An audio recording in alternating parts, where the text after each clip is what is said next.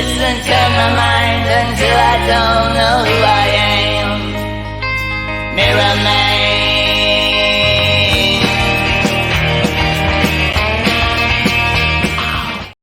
Good morning and welcome to a new edition of the Arsenal Opinion Podcast. It's a Thursday therapy session. I'm with Jacob Hawley. I'm joined by a different kind of Matt today. It's Matt Scott, football finance expert, friend of the pod, Arsenal fan. And what is that beauty sitting behind you?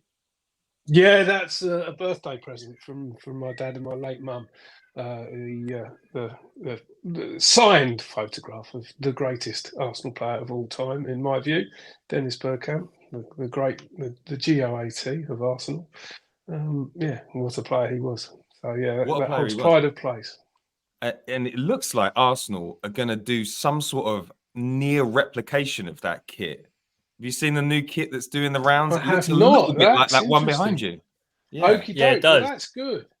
Tell us on, because I don't know anything about this. Okay. I'll dig up a picture and then we'll put it up during this podcast. We do, Matt, just to introduce you, the Thursday therapy session. Three guys, we have a chat about what's going on in football. And lately, it's been a beautiful thing. There haven't been a lot of problems to talk about. And this one is no different because Liverpool played Everton yesterday. And there was quite a surprise in the system. There's plenty to get through today. But there is a little tradition on this podcast. Hottest of takes. Hottest of takes. The hottest of takes. The AOP, hottest of takes. Make it spicy. Matt, this is your opportunity to light the podcast on fire before we get into anything. So what is this week's hottest of takes from you? Make it spicy. Well, I've been intrigued by only today. Gary Neville, of all people, the man who bears the battle scars of every single time that Arsenal went up there and unsettled the plans, knocked over the apple cart at Manchester United. He still, as you can tell in every single one of his commentaries, loathes Arsenal and takes every opportunity that he possibly can to come down on us from the very great height that is his position as the lead Sky Sports pundit in football. When he, though, begins to create a loving about the Arsenal captain, Martin Odegaard, then you know that you've gone way beyond rattling the adversaries, and actually to the extent of intimidating them into admiration. This is a man who has just swallowed every ounce of his own pride to say that he thinks that Martin Odegaard is mesmerising, to use his words, to say that he is the best player in his position in the Premier League, and that puts him ahead of Kevin De Bruyne of all people, this demigod of the game who's never made it into the Premier League Team of the Year. So I actually put this on Twitter not long ago myself, saying that I think that Martin Odegaard is absolutely, if he's not already, then he very will soon be the best midfielder in the world. I mean, I said this during the Wolves game. People cascaded abuse down on me, but I feel that when we've got someone that's vaunted with the stature in the game that Gary Neville has, saying the same thing as me, then I've got to be vindicated in some way. Oh, I like that. That's a spicy start. I wanted to have one question for both of you, riffing off of that. If Arsenal win the Premier League this season, will Gary Neville's "I don't get the strategy" comment go down in history with Alan Hansen's "You can't win it with kids"? And do you think he has been aware of that for a long time, which is perhaps why he gives us such a hard time? Go on, Jacob. Well, I think it already looks like a stupid statement. I think even if we don't get the trophy this year, it still looks like such a ridiculous thing to say, because every other fan of clubs who are struggling that I know, so Chelsea fans and United fans, everyone looks at our process. Everyone looks at our recruitment. Everyone looks at the way that we gutted the squad of the older players on the big contracts and started afresh with new players who are tactically aligned. Everyone looks at that and says, that's what our club needs to do. You've got United fans who've brainwashed themselves into thinking Ten Hag might come good because they keep telling themselves this madness that, we just need patience like Arsenal had with Arteta, even though there's none of the good signs with Ten Hag that we had with Arteta. So I think without people necessarily drawing the dots back to that statement from Neville, I think already that is one of the most ridiculous statements he's come out with as a pundit. And I think whether we win a Premier League title or not this season, we've proved it to be rubbish. Yeah, absolutely. I mean, the whole thing about strategy is that this is a whole club strategy at Arsenal. This is the fact that he's got Edu in there, somebody who's got a bit of Arsenal DNA, somebody who really does understand how to pick a player. And, we're talking about Martin Odegaard here, a guy who, at 16 had been written off. The fact that he was unable to get into the Real Madrid side when he was, just doing his whatever they do in Norway for GCSEs. The fact that just everybody in world football had completely discarded him. So, I mean, and talking about Martin Odegaard, we've got players like that who are being identified, who have been absolute gems in the making without anybody really noticing. Gabriel, what a player. He has turned into the rock of this side. And without question, the heir to Van Dijk, or going back over the years, the heir to Tony Adams and, the great, strong left-sided centre-backs. He is absolutely outstanding. And I think, mate of mine, going back to Martin Odegaard, mate of mine, David O'Leary, not that one, but he's an Arsenal fan. All right. Yeah, no, not that one. Even I can't forget. Quite a name drop.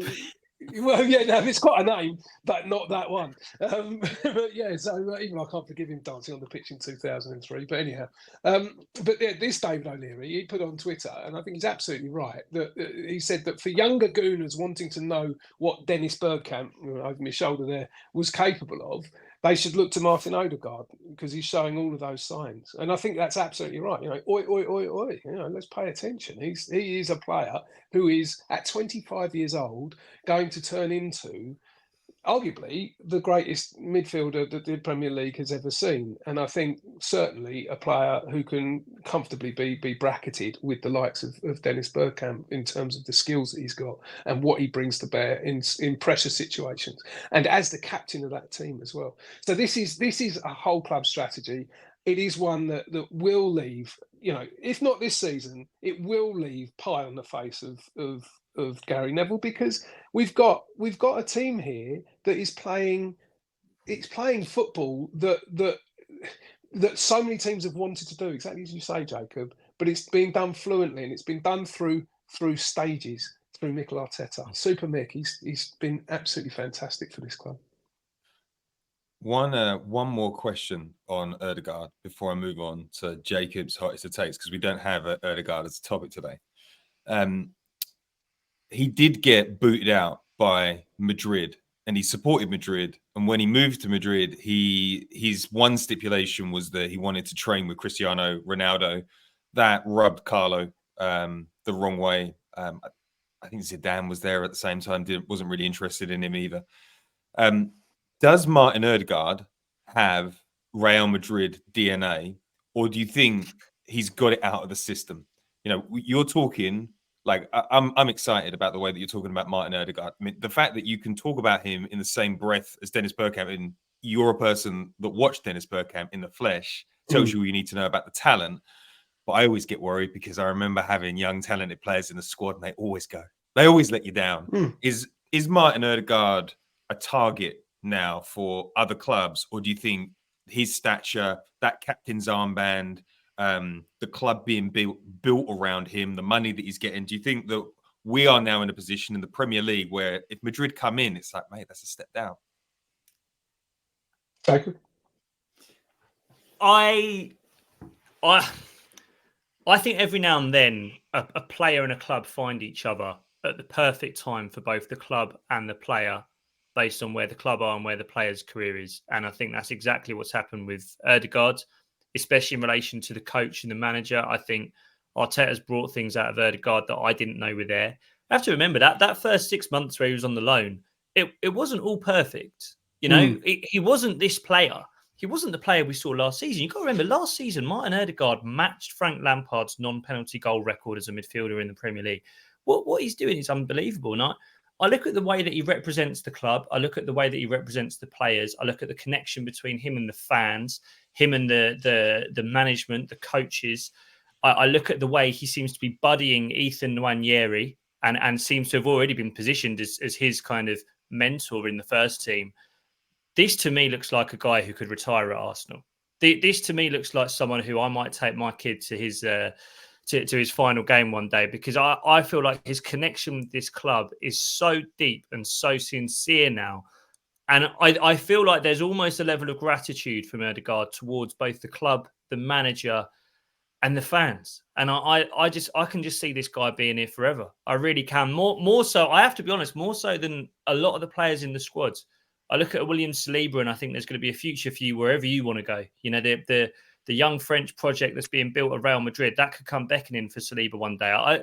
I look at Gabriel Martinelli and I could see a future on the continent for him. There are loads of players in this squad at the moment who, not to put a negative spin on things, but if we're not putting medals around their neck over the next few years, they should rightly be looking at a club that will. I think Odegaard could be here forever, man. Matt. Sorry to sort of pour cold piss on that a little bit, but I always fear with football and footballers that it becomes a money problem. And Arsenal at the moment have a young squad with the lowest wage bill of the elite clubs, and our capacity to continue with that evaporates with every passing season. Because each of those players, although they're all on long-term deals, each of those players, as success falls their way, will expect more and more money. And maybe that's been written into the bonus structure. Perhaps that is the case. But that when Real Madrid are the richest club on the planet, and okay, things are going to change a little bit because Arsenal now are an established Champions League club. I think we can probably expect that over the coming seasons too. Then we'll be catching up, but we'll never be equal to what Real Madrid are capable of paying. And I do wonder, we don't know yet what is the Kroenke business model. Is Kroenke's business model to be the dominant club in English football? Is that even possible when you've got a club as wealthy as Manchester City to compete with? Or is it potentially going to be a sensible businessman's approach, where he thinks, actually, we can do what Borussia Dortmund did. We can bring really good players into this club. We can develop them for 3, 4, 5 years, get really good years and really good service out of them, and then flip them to Real Madrid for 3-figure millions of pounds. So that may very well be what they're thinking, And if that is the case, then his path will necessarily lie somewhere else. Only time will tell. And I'm not yet sold that we have that yet, that eternal loyalty. One club men died with Tony Adams and perhaps John Terry. You don't get them anymore, and that's effectively what he would be if he stays with us from the age of 23 till 33. I can't see it. Matt, I know it's silly of a stand-up comedian to try and debate with an expert in football finance on a podcast, but I think the Kroenkes were in charge when Aubameyang was given 300 grand a week, and I think they were the owners of Arsenal when we gave Özil 350. We know that Arteta's got the Kroenkes' ear, and we know that Arteta's as invested in Odegaard as he is as any part of the squad. Would you not feel confident that they could go up to those kind of numbers for Odegaard? And if they do, I mean, he wouldn't be looking for much more than that elsewhere, would he? Well, there's two things there. That is the case, yes. But what we're talking about is having sort of 10, 11 players who are all worth that kind of money. Or not, I mean, all the decent forward players worth at least that kind of money.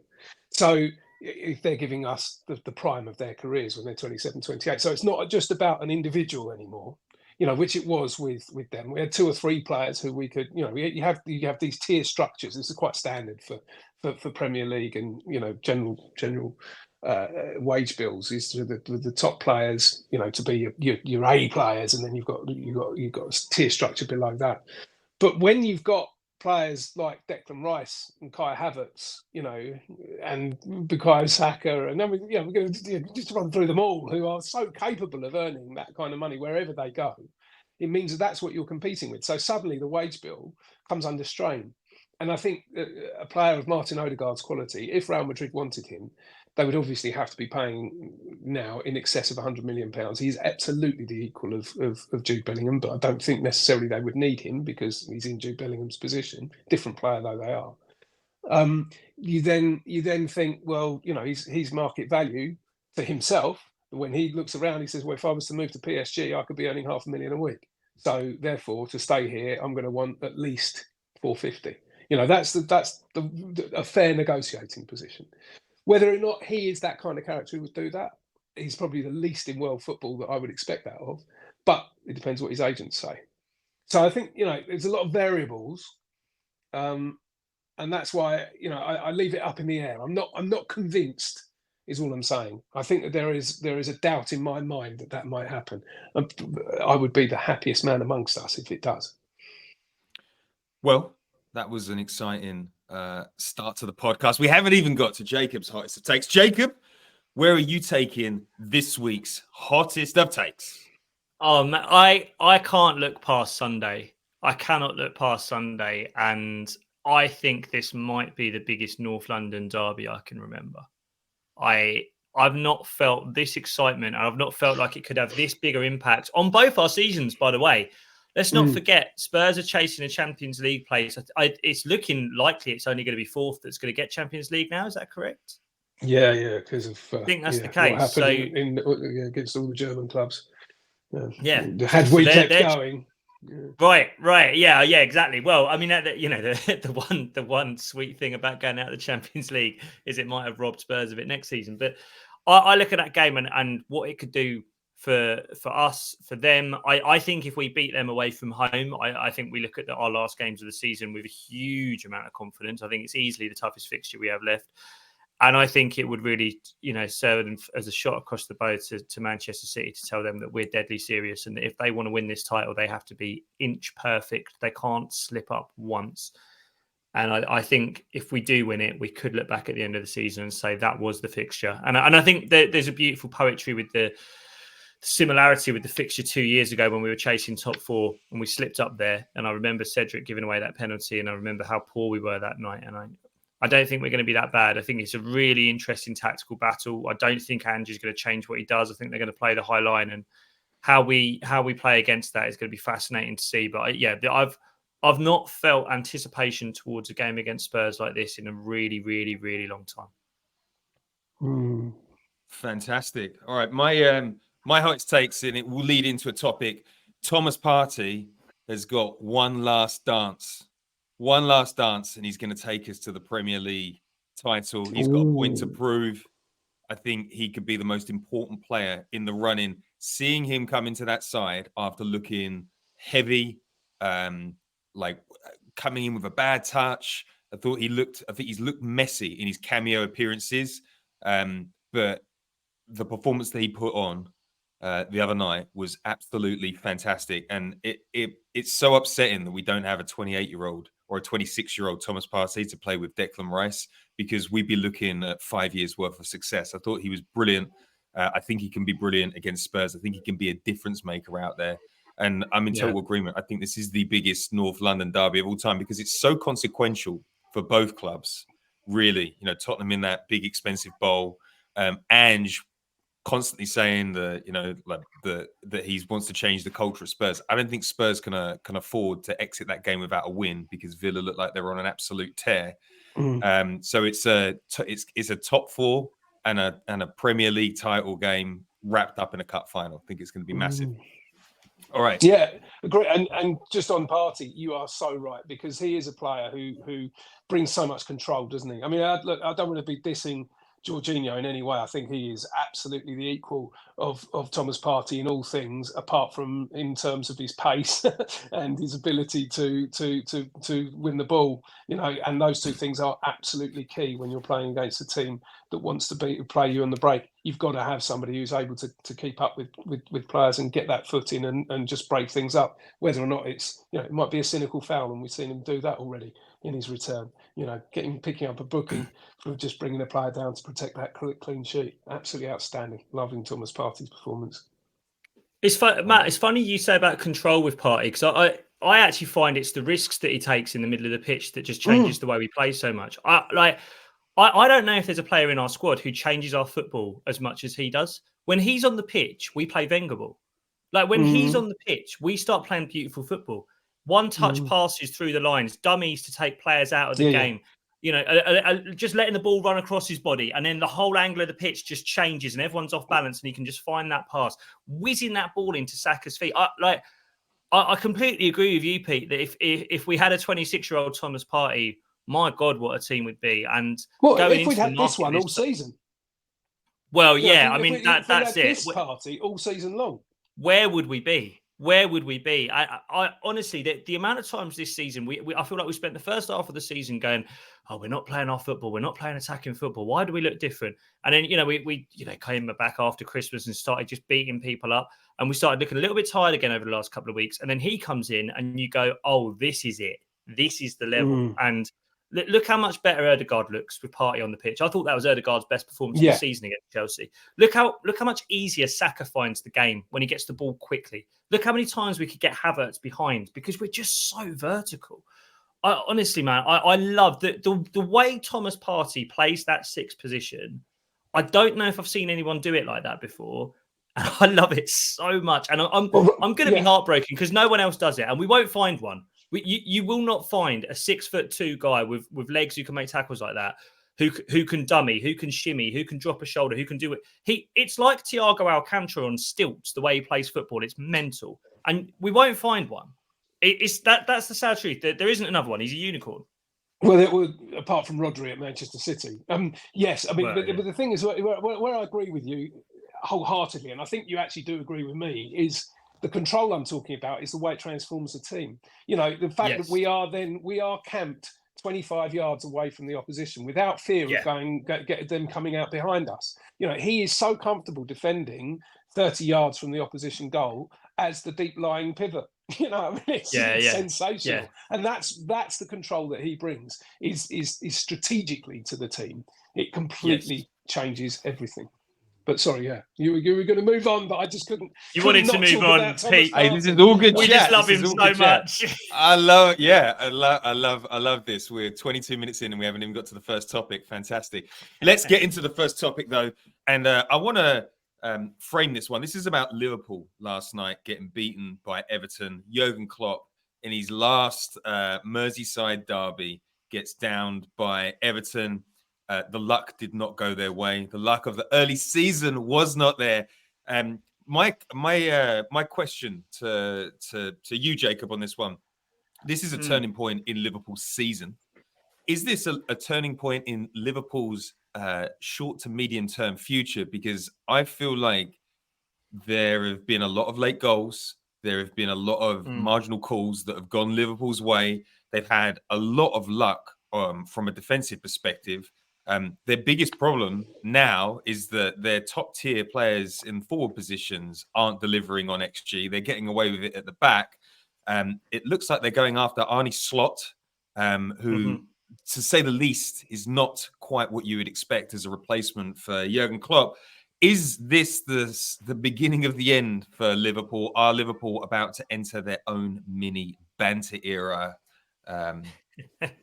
What do you think? Well, I've got a few Liverpool mates in my group chat, and I was keeping a good eye on their sort of Twitter sphere last night. And it was like watching people wake up from a big night out and go, "Oh my God, I can't believe I've been behaving like that for so long. I need to sort things out." And we got called boring after the City game where we drew with City, and everyone's, "Oh, this is rubbish. It's like watching a chess match."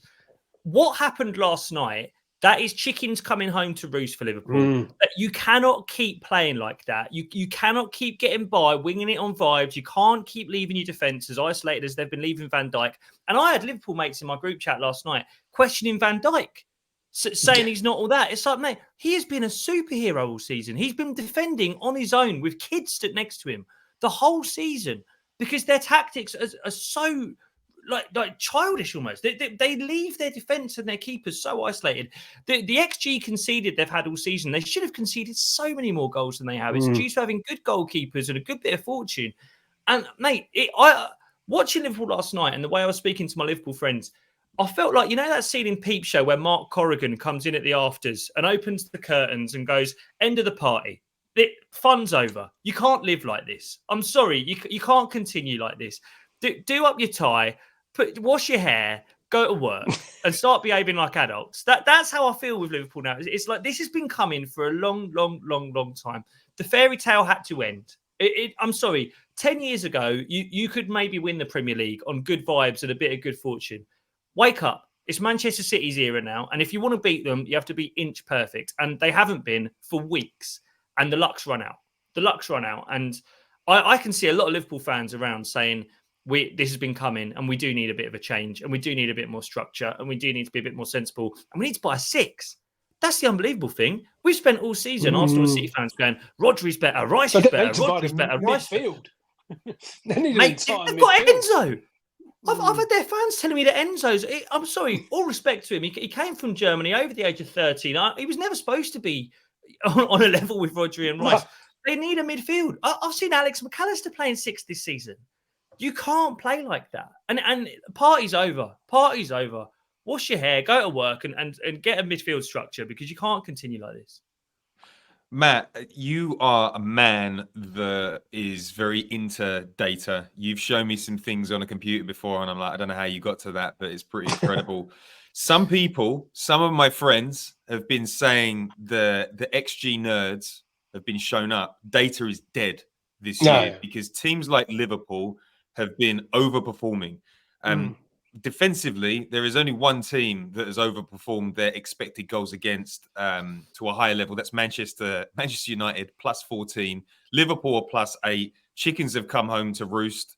What do you make of Liverpool's season? How have they defied the odds for so long? Is it just luck or is there some sort of strategy behind it? Because it seems like 2 or 3 teams in the top 8 that play this way and do defy the odds. Aston Villa, Spurs, Liverpool. And Man United to a certain degree because they have no structure, but they have a lot of points. What do you make of this Liverpool moment? Do you know what the common denominator is of those 3 clubs that you've mentioned there, with Liverpool, Aston Villa, and the other lot? It's the goalkeepers.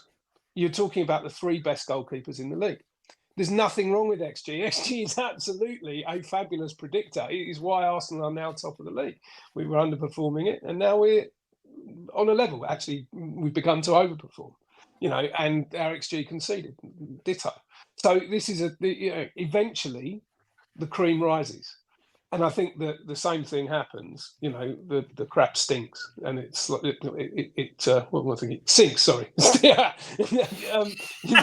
it does both. Right. but and that's what's happening with Liverpool. Generally speaking, exactly as Jacob said, they've got only 2/3 of the team. The important central third isn't there. Defensively, they're not very good either, but they do have Virgil van Dijk, who can marshal the team. He does know what he's doing. And, I think they've got players around him. I don't want to do too much of a disservice. I think actually that back 4 isn't terrible. But with Alisson behind it, it is sensational when it comes up against these moments. But that can't carry on over a 38-team season. And I think where actually Liverpool's collapse in recent weeks reflects really well on Arsenal is not only the fact that we beat them 3-1 at the start of this calendar year, which was a really actually a statement result, but what it tells you about the way that football psychology works is that Liverpool lost 3-0 at a time when they were absolutely flying in the Premier League, in the Europa League against Atalanta. That completely derailed them. It was actually no surprise when they went to Everton and Everton got that early goal. Branthwaite, the bit of luck here, bit of luck there. It's a goal. Actually, Everton, incredibly, have kept more clean sheets than Manchester City this season. The only team who's kept more is Arsenal. So, once they got their noses in front, it was clear, actually, from that moment on, that Everton were going to convert that into the 3 points they needed.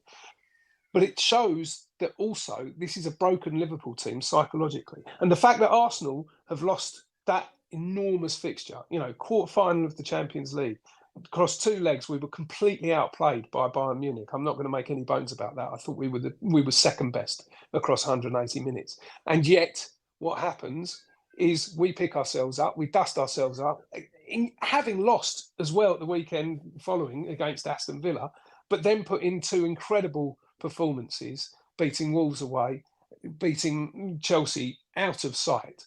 7 goals scored, none conceded. That shows you just how hard it actually is to come back from a real crushing disappointment in midweek to then go back and carry on with a title challenge. We've managed it. Liverpool under Klopp, supposedly a generational manager alongside Pep Guardiola, with a little young pup who doesn't really know what he's doing, Mikel Arteta. Well, who's got things on track? Mikel, all right. Super Mick. Super Mick. I think that this is going to be there's going to be a great unraveling at Liverpool. I think they've got a lot of superstars there that have won Champions Leagues, that have won big trophies, and I'm not surprised that they're going for a bit of an unknown, because I think Klopp realised that there was a big rebuild coming, but that new manager might start well, but when things start to unravel, there's no muscle memory for Jurgen Klopp. There's no charismatic leader. Probably the one of the greatest charismatic managers in over the last 15 years. And I think Liverpool are going to find it really hard. Those late goals might not come next season. That defense is probably going to still be in the same space. I think when things go off the rails, Virgil van Dijk, I mean, he went missing big time last season. I think you'll see more of that next season. I think we could easily see Liverpool in 6th or 7th. And then you've got an ownership group that wants to sell. You've got 8 stars that are going to want to go for a final last hurrah in La Liga or in France. And I think they're going to see some banter years down there, and I'm not unhappy about it.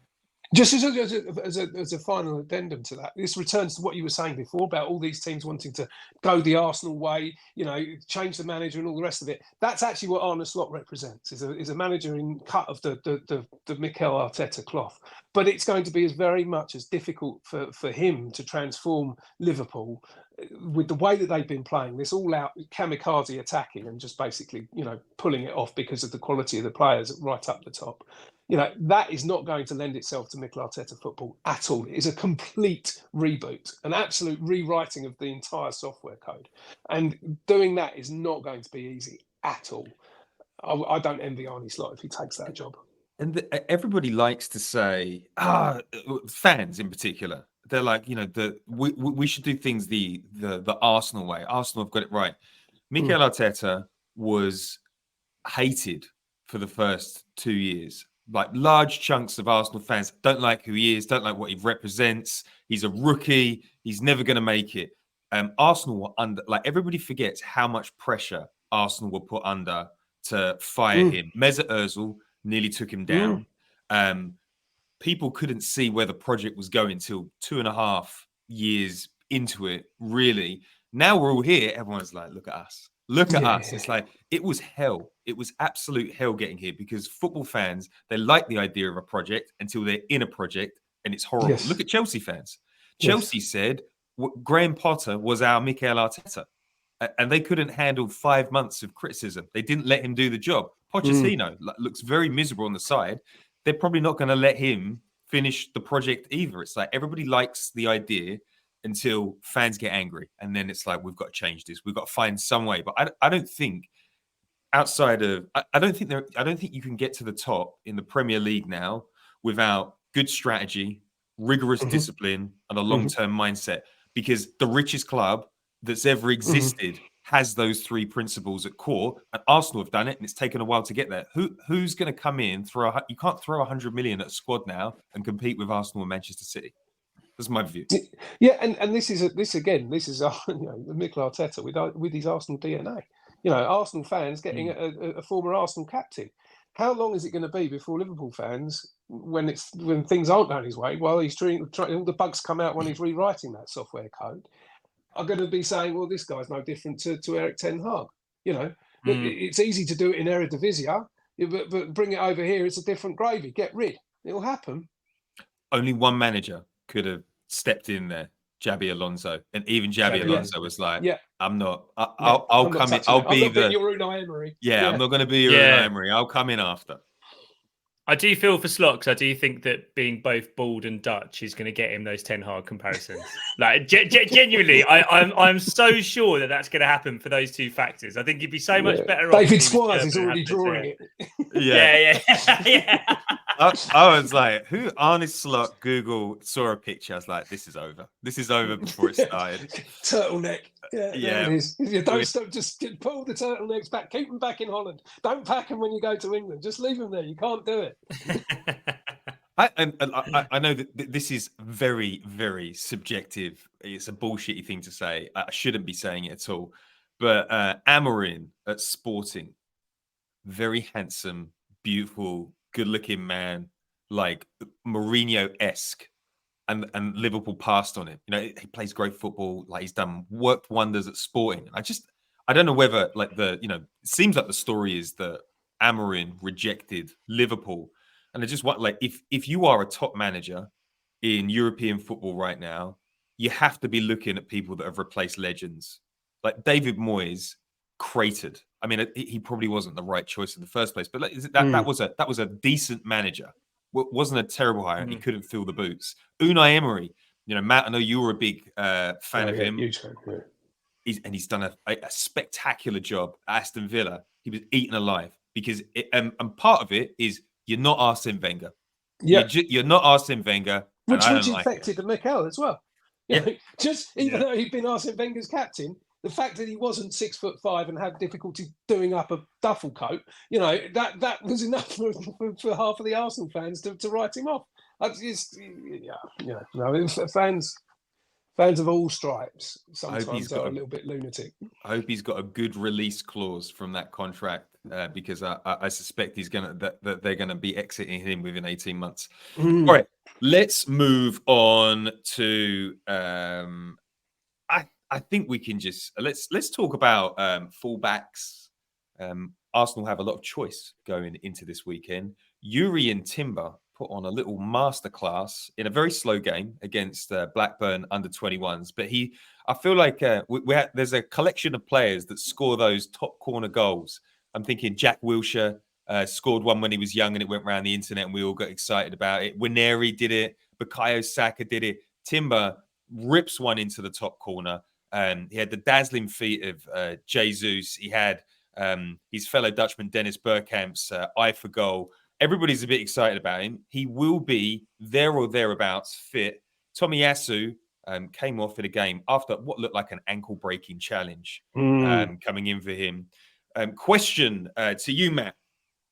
Yuri and Timber, is it realistic to think that he could do anything in a North London derby? Could he be an option, or are we just all being a little bit, before I move on to that, I just wanted to add a couple of other names to that because we've had a few fullbacks do those as well, haven't we? I mean, Nigel Winterburn going back a long, long way, banging it into the top corner against Chelsea. Silvinho doing that. So this is not unheard of. Fullbacks only ever score great goals, don't they? And that really was one from Julian Timber. Can he play? No, far too soon. You always get secondary injury. I mean, one of the other things I've done around the data is I used to represent a football insurance business. It never really got off the ground, but we did take it into 14 Premier League clubs as an idea, and it meant that we did a huge amount of data research on injuries, player injuries. And returns from ACLs are really bad. You can expect having had a 9-12 month absence. 9 months is almost unheard of actually as a return to play. He's doing incredibly well to get back after having had an ACL this season. That you then actually tend to get 4 to 6 week injuries afterwards, just because your body's not ready, and you've been doing all of that hard recovery work. You then get into a game of football, you'll get a hamstring, you'll get a groin, you'll get a calf, something different, secondary injuries. So I think it would be absolutely bonkers for him to play any part in a match of the magnitude and pressure of a North London derby. I think it would be silly, and I don't think Arsenal are silly. I think everything is hugely methodical and strategic, as we've just discussed. So I do not see him playing any part at all. I think it's a real issue that injury was that tackle was put on on Tomiyasu by Jackson. I thought it was an absolutely disgusting red card challenge, and I was appalled at the officiating from the referee and from VAR. And it's been a bit of a problem with Kivior as well. He's not been at his best. And Kulusevski's not a bad player, is he? So I think we could that's going to be an area that Tottenham will certainly target. A half fit Tommy or a potentially out of sorts Kivior could be a problem, but I think we've got enough elsewhere. Jacob, data schmater, as far as I'm concerned. I've been in America and I watched Ted Lasso, and players like Yuri and Timber come on and they score against Tottenham in the 93rd minute and we win the league. Data is important. We know ACLs, difficult injuries to come back from. If it's not Timber, we do have a left-sided conundrum against Spurs. We know that they're fast on the break. We know that we've got different varieties. There are pluses and minuses to all the players.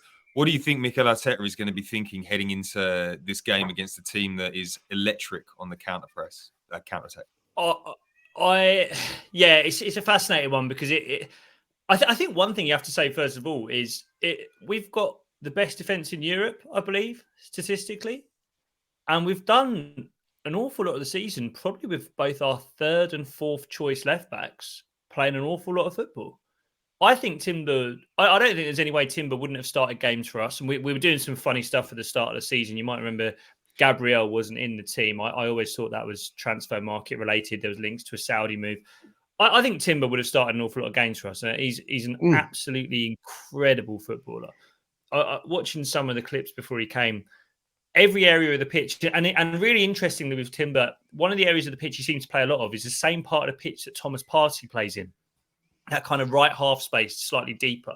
So I do wonder what the future is for him. But yeah, left back seems to be the spot where we need someone in the back four. And when you think about the injuries that Tomiyasu's had this season, I thought that was his best performance of the season, by the way, against Chelsea, against left back. I think he's looked pretty ropey at times this season, Tomiyasu. And I think really it's been 2.5 years of injuries for him. Zinchenko's been in and out. And I do wonder if maybe Arteta's made his mind up about Zinchenko now after the Villa game.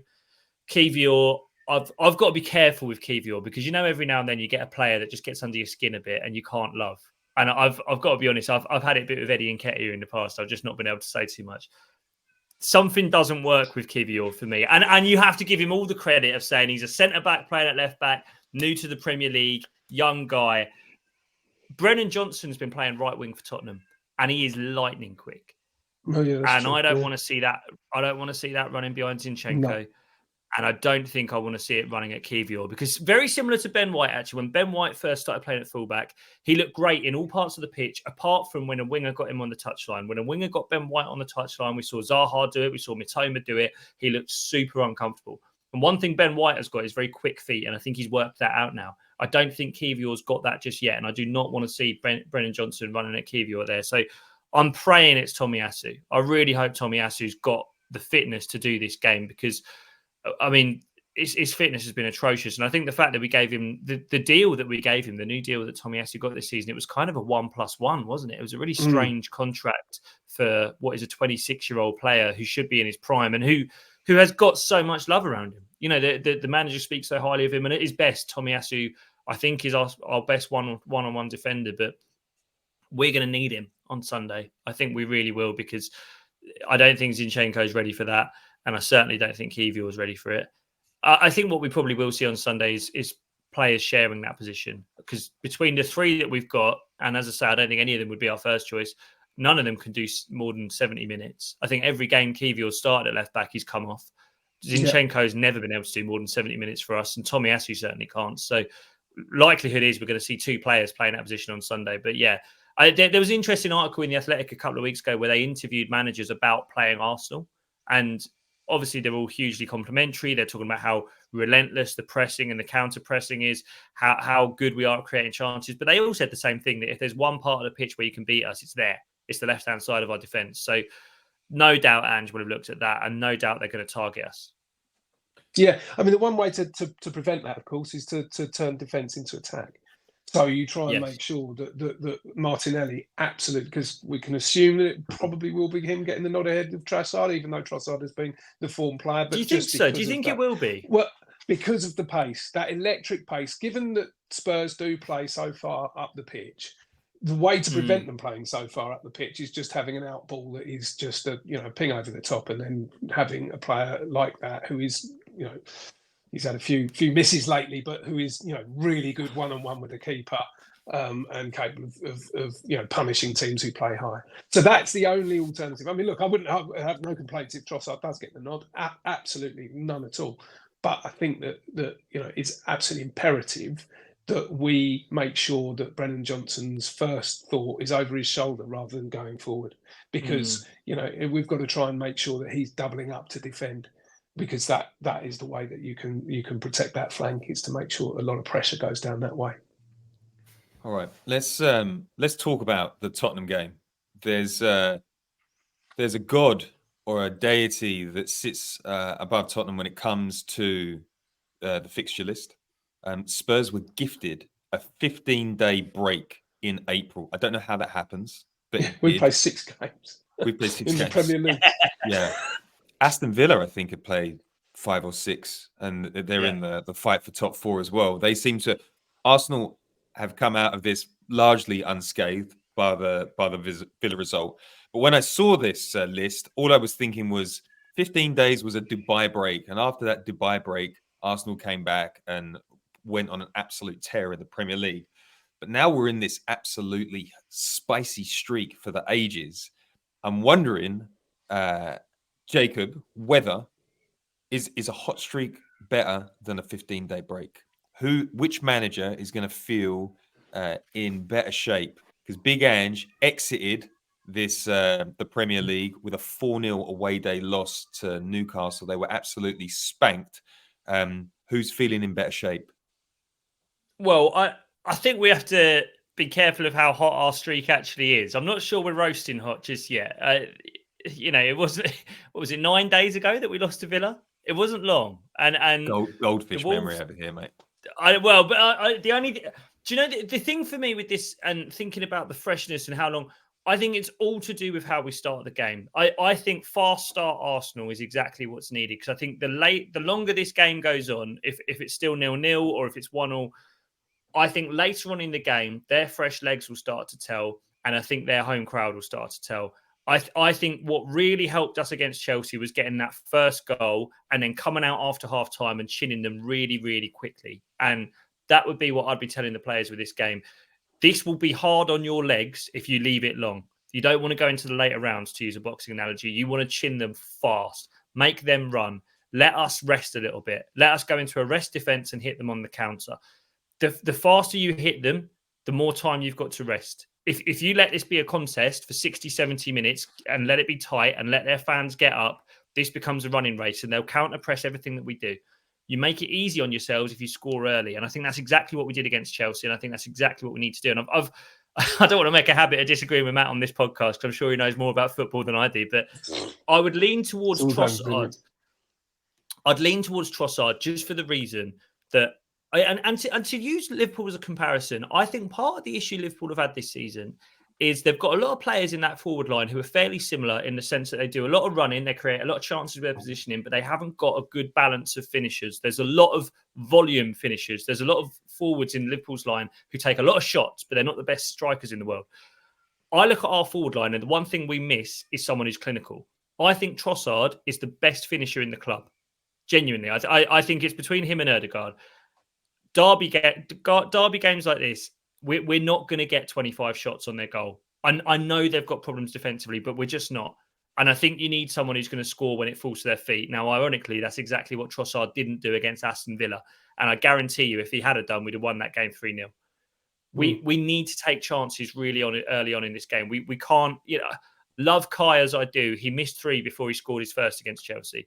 We have to take the chances and make them chase us, because this will be a really tiring game if we let it go on for long. Matt, are you thinking? How do you feel the break is it gonna benefit Spurs, or is having a break this late in the season a bit of a nightmare for momentum? Well, what it would have done is it's like putting a rabid dog in a room and closing the door on them and not letting them out for 15 days and all that time dangling a piece of ripe steak outside that door so they can smell it. What it's going to do is make sure that all those rabid dogs in that stadium are going to be slavering even more at the prospect of trying to defy Arsenal and deny Arsenal yet another trophy more than they have. I think that it's going to matter more in the stands than it matters in the dressing room at Spurs. I think that, let's face it, all they have is trying to stop us enjoying ourselves. Okay, there's Champions League on the line for them, but that's not what's going to matter to them on Sunday. What will matter is trying to stop Arsenal win. And I think this is, like you said, this is going to be the biggest North London derby in your living memory, Jacob. I think this is certainly going to be the biggest North London derby, to my mind, since Sol Campbell crossed the Seven Sisters Road. I think this is that day. That day was an absolute cauldron of spite, and I think that we're going to see exactly the same this time because there's so much riding on it. Because it's late April, because this is Arsenal's opportunity to win the Premier League potentially. It's going to be enough to turn Mikel Arteta's hair grey. Whatever Dwight York has to say about it. But this is going to be a big deal. I mean, actually, there's a 70-year-old Celtic fan that I know. He's the grandfather of one of the boys who plays football with my son. I talked to him on the touchline. He used to be a dock worker in Govan in Glasgow, so he grew up watching Celtic home and away. He said that no Old Firm game that he's ever seen has had anything on the North London derby. So that's under normal circumstances. So this is what we're going to have. This is actually the nastiest atmosphere in football. And he said that on the basis of just one average North London derby that he went to see. We've never had that title on the line. So this is going to be an absolute baptism of fire for Arsenal, an absolute baptism of fire. And I think this could end up being actually a forge of characters for this young team at Arsenal. I'm in mid-flight. My son's waiting outside the door, but he's been locked out. But he's just got home from school. But I'll come to you in a minute. Sorry, Leo. But the fact is, I think this could be a forge of characters for them because whatever the spite, the hell that cascades down from those stands on those players, I think that there is going to be, if they come through this and they win this game and they go on to win the league, I think that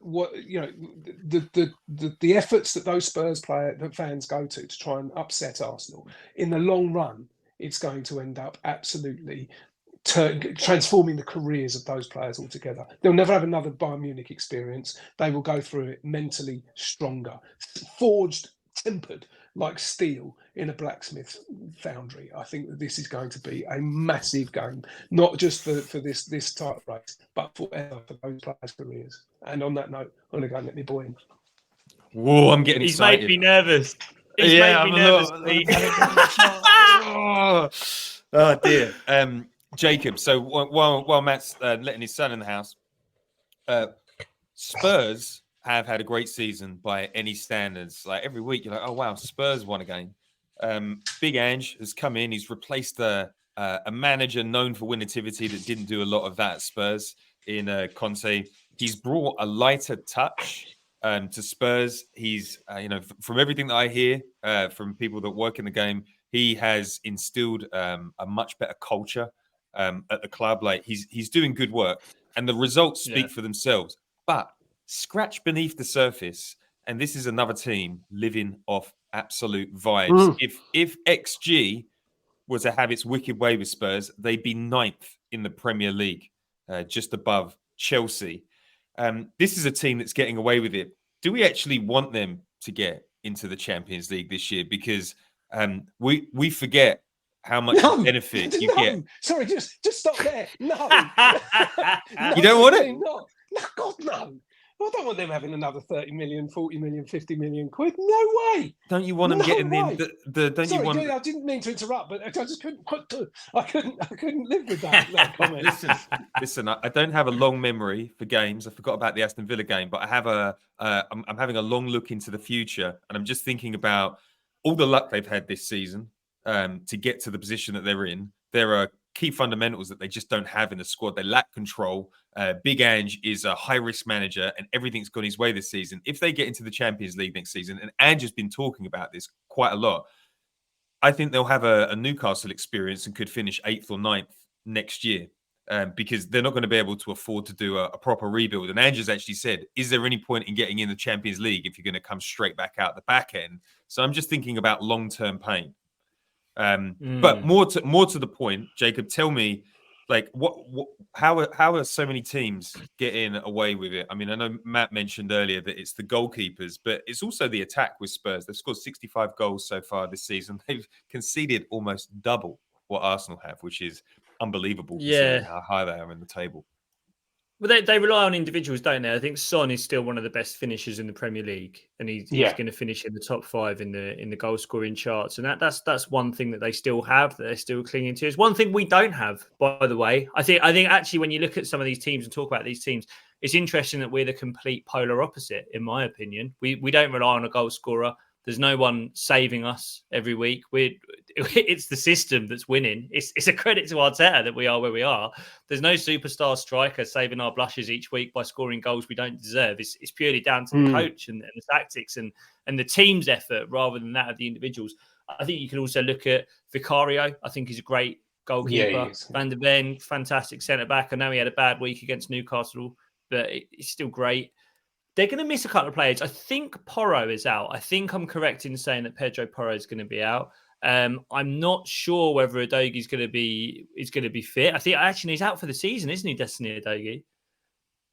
So they're going to be missing a few players in their back line. The way Spurs play football, it's all skirt and no knickers. It's like someone who goes to the gym and does just chest and no legs. They've not got the fundamentals, and I want us to expose them so much because the amount of times it's so many times this season. I often go and perform on a Saturday night. That's sort of my working week, right? So I go and do gigs on Saturdays, and the amount of times that I get in the car and they'll be losing or they'll be drawing, and they somehow get a winner. I feel like they've got so many late winners this year. They've got themselves out of jail so many times, and it's similar to what happened to Liverpool in the derby this week. I want that to happen to Spurs. I want some chickens to come home to roost. I want us to punish them because that game against them at the Emirates this season, I left that with a really horrible feeling. I don't know if you remember the Jorginho mistake that got them their second goal.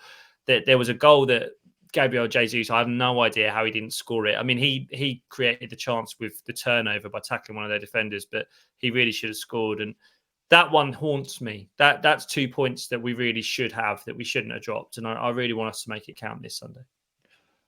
Matt, this is really a test of two games. One is all guns blazing, the Spurs style, that's done them a lot of favors this year, and Arsenal is about absolute control and exposing weaknesses. What do you think, Mikel Arteta? How do you think Mikel Arteta is going to set up for this game? Like, do you think that this is going to be tight? Like, do you think we're going to expose Ange? How do you see this one rolling out? I think we're going to be doing precisely what we did against Chelsea. We will attack them as best we can, and we will come under pressure at times. And it's going to be harder against this lot because Nicholas Jackson finishes a bit like I would if I was in the Premier League. You know, he's great with the ball at his feet and getting into these positions. He's got elite movement, but my God, he can't finish. But you can't say that of the Spurs player. You know, particularly as you've mentioned, Jacob, Son is right up there. I'd slightly take issue. I mean, I think Bukayo Saka is a finisher of his quality. I think the difference that you get when you are Bukayo Saka against when you're Son is that you've got defenders in your face. You've got three players on you at all times, and when you shoot, that shot is very frequently blocked. I think all of those shots are pretty much on target or within a foot of the goal. So I think he's a special talent as a finisher from wide areas, and it's just it's about what he comes up against. But I think we will control the ball. I think we will be hit on the break. I think that we will upset the way that they like to play. I think that we will come up against the goalkeeper who will play out of his skin. So we are going to have to make this a 3xG game. We've got to make sure that we are hitting those heights of the 3+ xG stats for this match. And I think if we don't, then we're going to make it very difficult for ourselves, because Spurs will end up on less than 1 xG, getting a goal or two. So, that's the difference. Exactly as you've identified, Jacob, they have those finishers that we do not have. We've got 1 or 2, but what we're going to have to do is overwhelm them. And that's what we did to Chelsea, to the extent that saw the best meme ever this week, which was just a simple photograph of a mannequin in the Chelsea megastore with its pants pulled down, its shorts around its ankles. I just thought that said so much. And let's hope that that's going to be a photograph of a Tottenham mannequin on Monday morning. Cucurella stamping his feet like a toddler after Ben White wound him up and scored. All right. Or Cucurella being thrown on the floor by Ben White to like 15 times in one clip. to different sounds, different Looney Tunes sounds of Wile E. Coyote hitting the ground. Absolutely fabulous. Absolutely love that one. All right, we got one final topic to talk about. Matt, I think we're going to have you on a special to talk about salary caps and finances and all those things. Oh, right, yeah. I know that we'd love to do that. Just asking you on air, but I would love to get. You're a bit like that bloke in the stand who goes and proposes to his missus in front of all the cameras. Yeah. What did she say? Yeah. What did she say in that? I won't be coming back. I hated this. Yeah. It's a meaty topic, Matt, and it's one that is quite difficult to follow. But 2 things that have cropped up. Would love to get your take so that I can sound intelligent in conversations outside of this one. There's talk of a salary cap coming in the Premier League, and the Premier League has also voted on new PSR rules because apparently they don't like the punishments that they all agreed to. Can you give us a bit of an overview of what is a salary cap and who gets the win out of this sort of thing, and why did Premier League clubs all vote to change the rules of PSR? Yeah, well, that's a massive legal can of worms, because if you're Everton and Nottingham Forest, then you're seeing that you've had points deducted, and then there's a club that has 115 charges over them where nothing's happened, and may face a different form of punishment if it's proven further down the line. That's going to be an issue for the Premier League. So that is a big deal.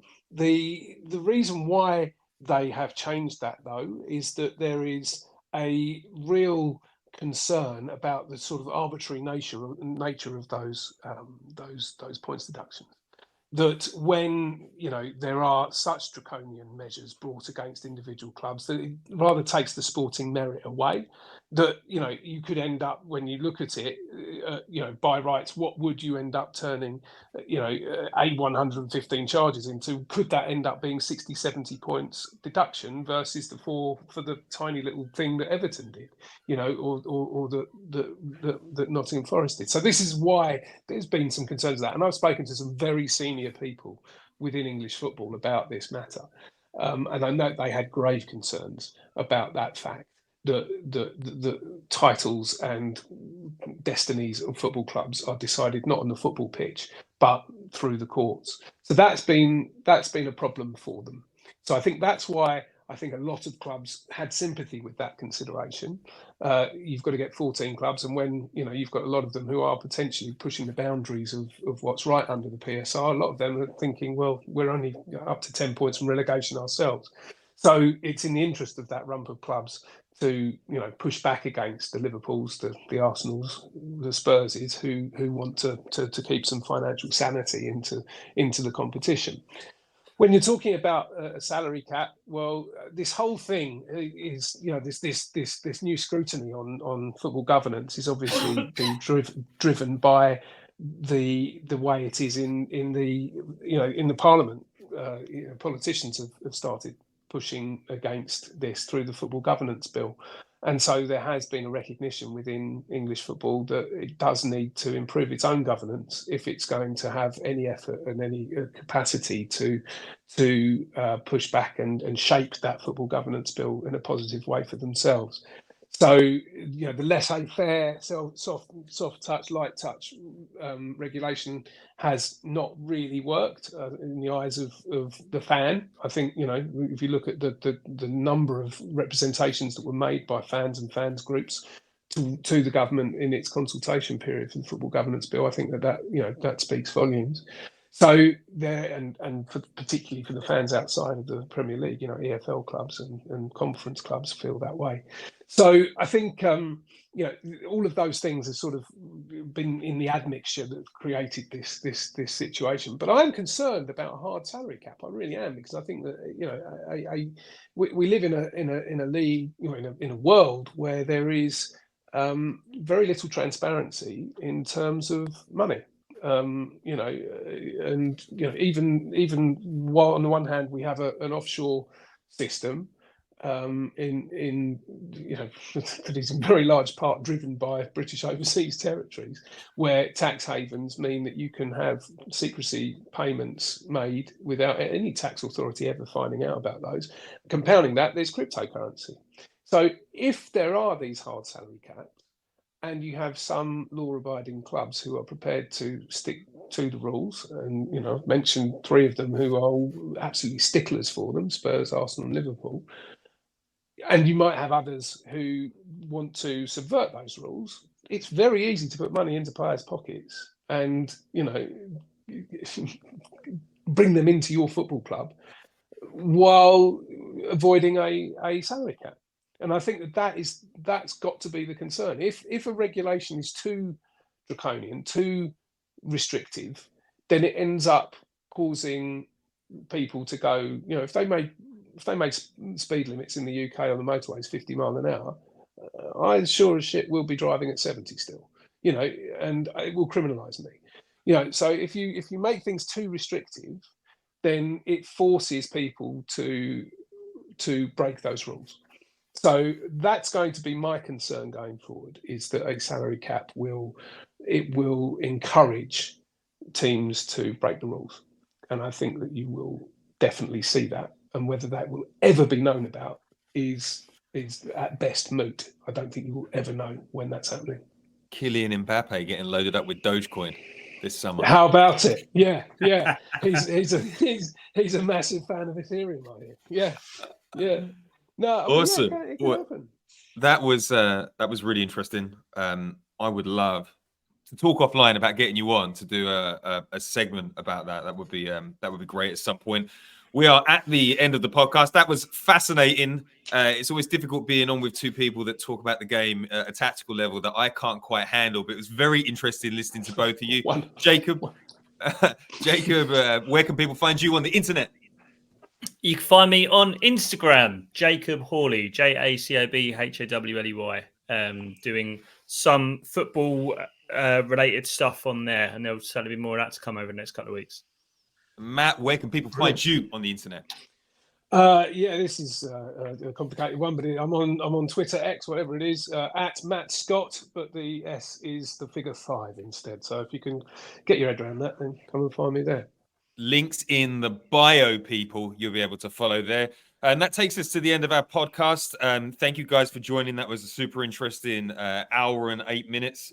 If you're listening to this, make sure you give us a little 5-star review. And if you like this content, but you want it ad-free and you want all the bonus bits, go to patreon.com/the Arsenal Opinion, where you can get all of that goodness.